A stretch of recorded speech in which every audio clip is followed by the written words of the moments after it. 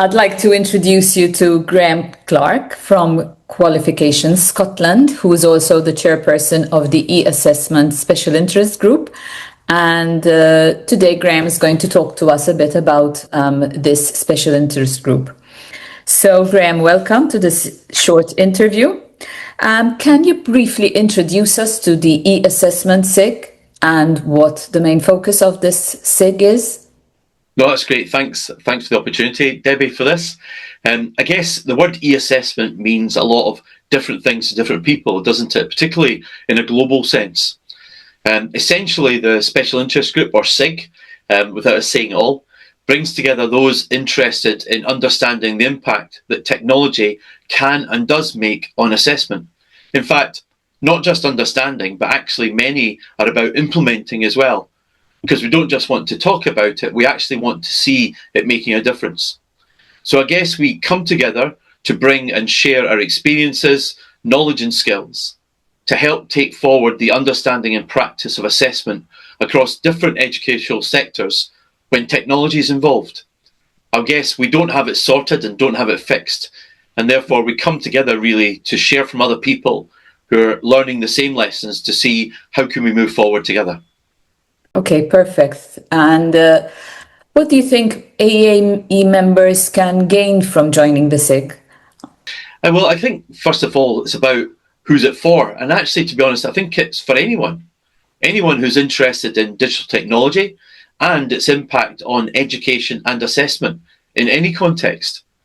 You can come from a technology perspective, like a vendor, or from a purely assessment design perspective, interested in how technology is currently challenging you.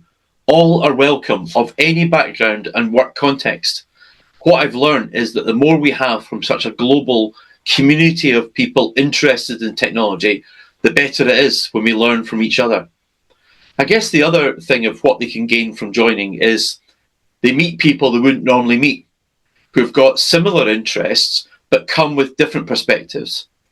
And they bring opportunities to stretch our knowledge, which may be applied personally in an area of interest we have, but also with our work context in our organisations. So whether you come as an individual member or organisation member, you have something to bring, but you also have something to learn from collaborating and partnering, I guess, with other members in the SIG.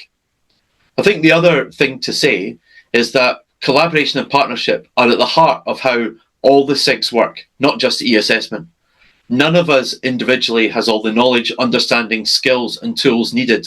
So working with others and speaking to others is key. Would someone like myself, who has not a lot of experience working with e-assessment, be able to join the SIG and find something to learn there?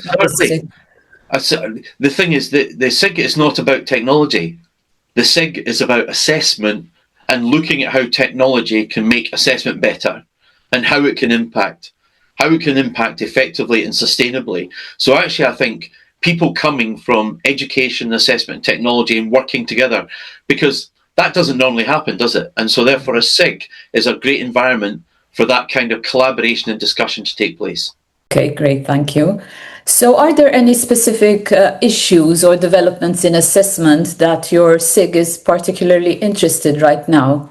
I guess, as I was saying before, we're interested in all areas where technology and assessment interact. But obviously, there are some key ones I think are natural for lots of people.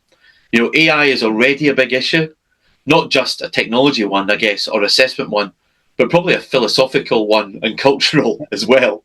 And there are still many areas where technology hasn't impacted significantly upon any assessment, both in and out with educational contexts, whether it's in workplace or whether it's in more formal educational settings.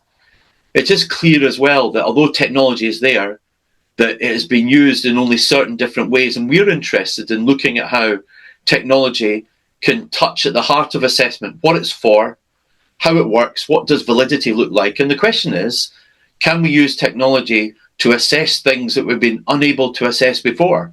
Or can we use technology to improve the validity of assessments that we've always thought were fantastic, but actually maybe under the lens of technology, maybe aren't? But we certainly look at what the nature of impact that technology can make, not just economically on assessment delivery, but as you say, on more new models, and also I think on skills, because at the heart of assessment is assessment literacy for those involved in educational assessment. And we think the challenge of bringing technology has really highlighted some of the issues around assessment literacy, which isn't just an issue for eAssessment, I think is an issue for all areas where anybody's working in assessment anyway. I think the second thing we see as a priority is collaboration with other special interest groups. I would encourage you, even if you don't join the eAssessment one, join at least one of the others. These, although they're discrete special interest groups, none of the topics are discrete. They're all interconnected. Technology and assessment is as much a cultural one as it is a technical one. So one of our areas of impact is we're trying to collaborate with one of the SIGs. So for example, we are together developing a webinar activity for later in May alongside the work-ready assessment, work-related assessment SIG, an opportunity to look at e-assessment technology in the context of a more vocational workplace setting. Really important globally and locally, and really effective in doing that. So collaboration is key for us.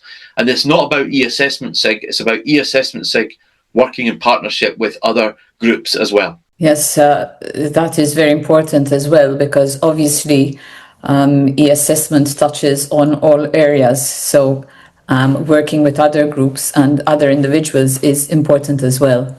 So how could I sign up to be part of the SIG if I wanted to join the SIG?